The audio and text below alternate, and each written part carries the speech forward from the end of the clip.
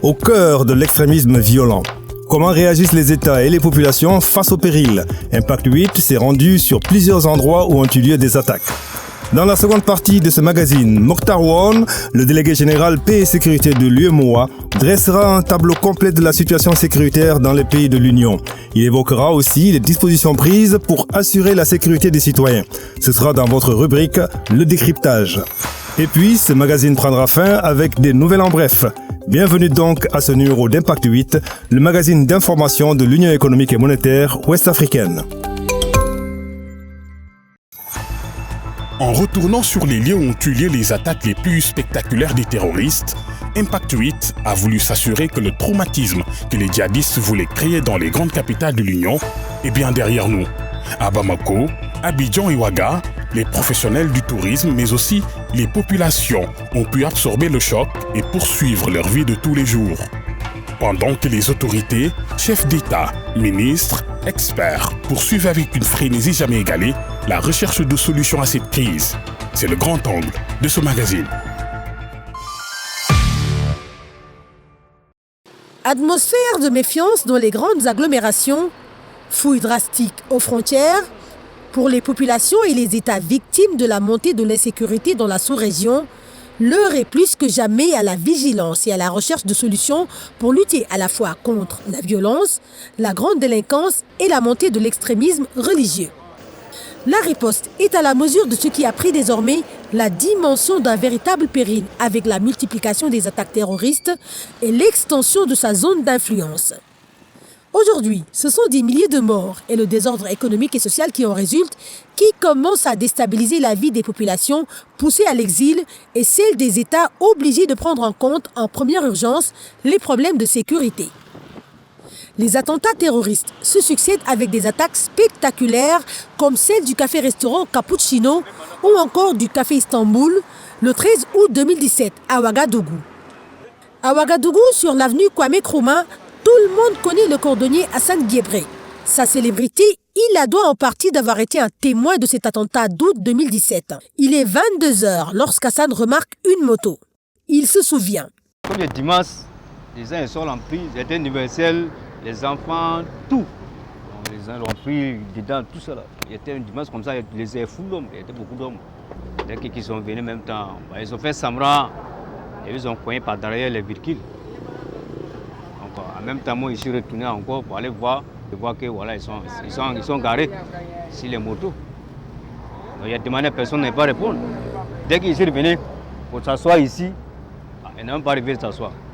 Donc ça commence à tirer. Donc, comme Michel est tombé, c'est vrai que la première tir, c'est que moi, mes parents ici, c'est moi.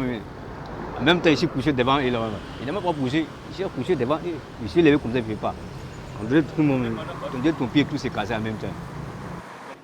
Aujourd'hui, certains pays côtiers qui paraissaient hors de portée il y a peu sont désormais dans l'œil du cyclone.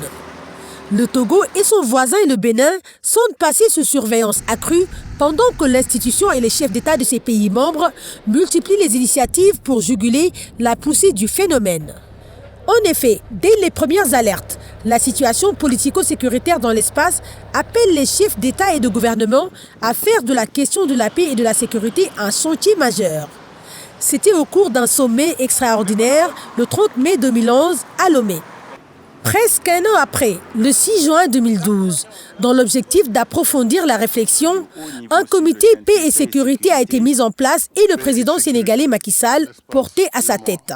Aujourd'hui, une délégation à la paix et à la sécurité est chargée, à côté du président du comité paix et sécurité, du suivi et de la mise en œuvre des chantiers dans ce domaine. Entre formation en matière de contre-terrorisme, la mise en place d'une force opérationnelle de combat regroupant les 5 pays de la ligne de front et appelée G5 Sahel, La mobilisation des ressources financières, nerf de la lutte anti-djihadiste, les réunions succèdent aux réunions pour renforcer à la fois les mécanismes institutionnels et opérationnels mis en place par l'Union. Renforcer le renseignement, mutualiser les efforts, former et équiper les forces de défense et de sécurité, systématiser le contrôle sécuritaire aux frontières, impliquer les populations et l'administration locale, la liste des mesures préconisées depuis est loin d'être exhaustive. Conséquence, les citoyens, en particulier ceux qui ont été directement touchés par les attaques les plus spectaculaires, ont repris confiance et le disent. Mais si quand même on est là, on ne se décourage pas jamais, on commence à travailler toujours. Dans la vie, il faut rester optimiste. C'est vrai qu'il y a eu l'attentat de mars 2016, mais bon, après on s'est dit, les autorités nous ont rassurés, donc nous aussi, bon, on prend ça comme ça et on vient. Jacques Ablé est le patron de l'hôtel Étoile du Sud à Grand-Bassam en Côte d'Ivoire.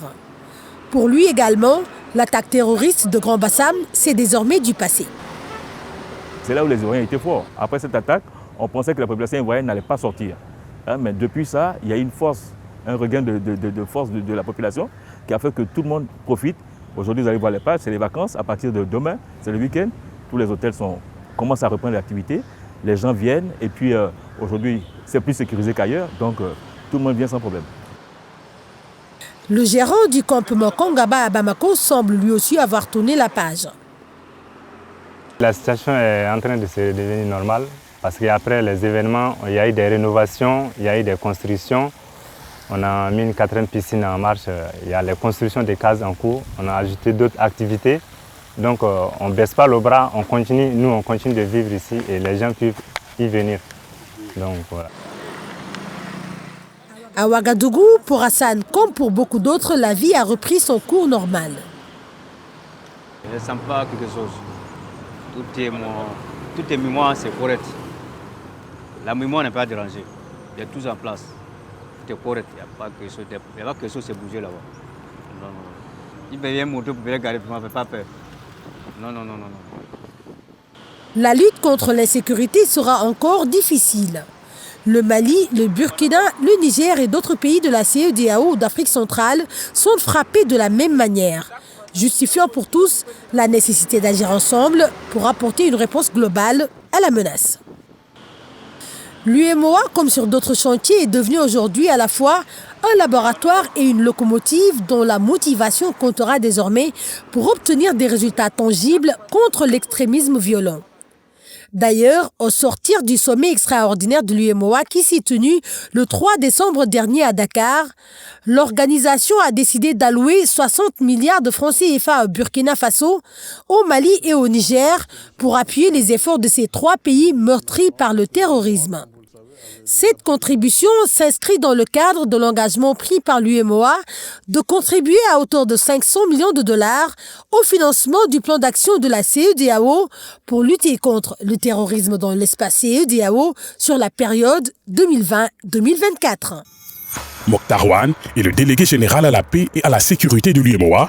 Il nous fait dans cette rubrique un état des lieux et nous parle des mesures qui ont été prises pour renforcer la sécurité dans les pays de l'Union. La situation sécuritaire dans l'espace UEMOA est assez préoccupante parce qu'elle est caractérisée par une recrudescence d'attaques dans certains pays et par l'extension également de la menace terroriste à d'autres. Et tout accompagné également par le développement d'activités criminelles ou d'activités liées au terrorisme telles que les conflits et intercommunautaires, les trafics d'armes, de drogue et autres.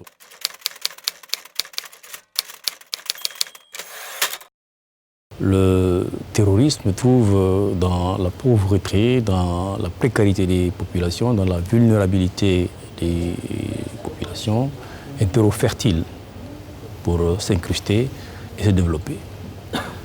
Partant donc de ce constat, il est apparu nécessaire de travailler, de faire en sorte d'apporter une réponse à cela. Donc de générer des activités qui puissent apporter, améliorer le mieux-être des populations, et puis prendre en charge leurs conditions de précarité, notamment les questions d'emploi des jeunes, de l'utilisation des différentes ressources permettant aux associations de femmes, de jeunes et autres de pouvoir prospérer dans leur localité.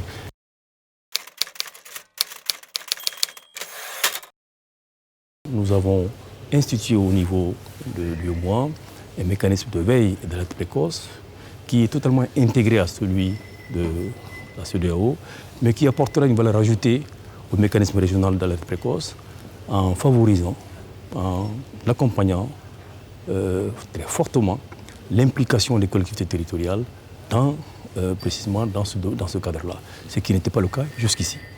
Nous avons appuyé la force conjointe du G5 Sahel à travers son déploiement dans l'espace compris entre les 3 frontières que constituent la Mali et Burkina, Mali, Niger, d'une part. Et d'autre part, nous avons également apporté un appui substantiel au financement du programme d'investissement prioritaire du G5 Sahel.